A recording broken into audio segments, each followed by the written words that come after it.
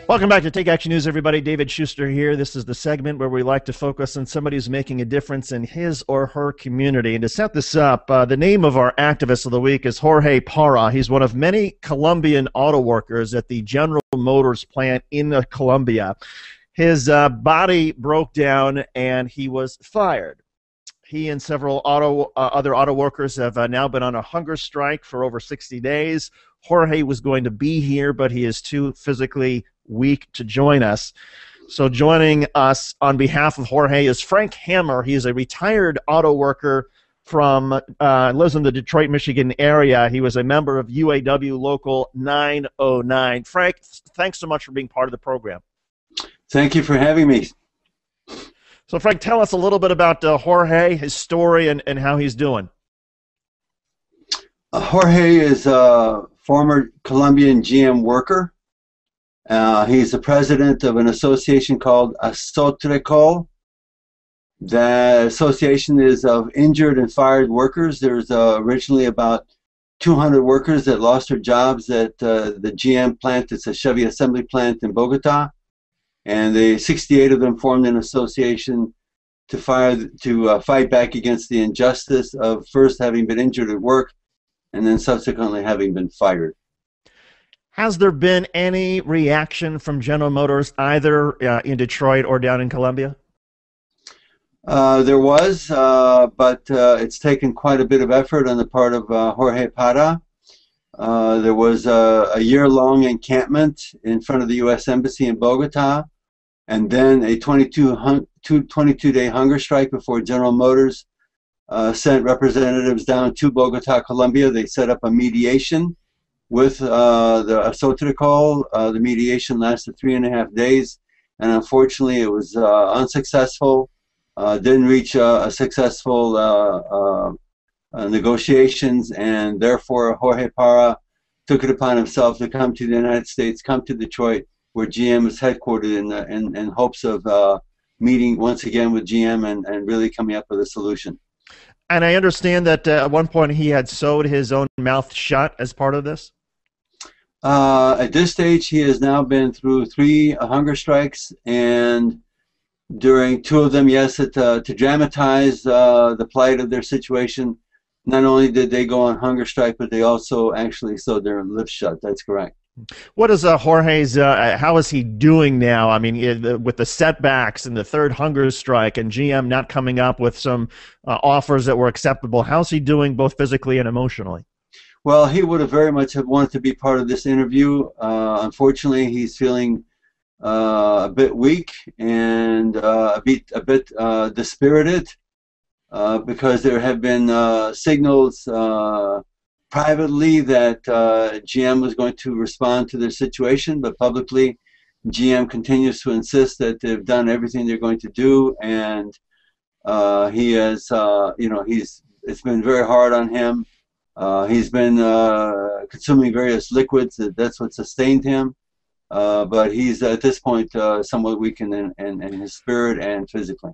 It's very baffling to a lot of us who have been following General Motors over the years. They're coming off, I mean, incredible profits over the past few years. This would seem like something that is going to cause them more damage in terms of publicity than whatever they might pay or whatever they might do to settle with the auto workers in Colombia. Yeah, I absolutely agree with what you said, and I think that there's probably a bigger picture that General Motors is looking at. The circumstances for Jorge and his co-workers is not an exception. I think it's more the rule. And there are many other workers in Bogota that were injured similarly and fired.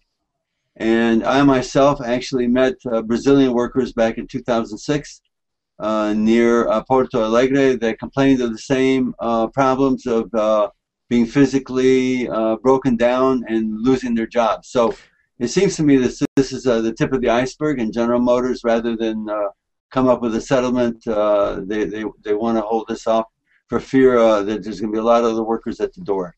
Can you tell us a little bit more about GM's stance in some of these countries? I mean, are they working, the workers lengthy hours, workers are getting injured on the job, and GM is just saying, okay, well, let's get in somebody here who's healthy? The circumstances in Comotores, which is the location of the plant, is very dire.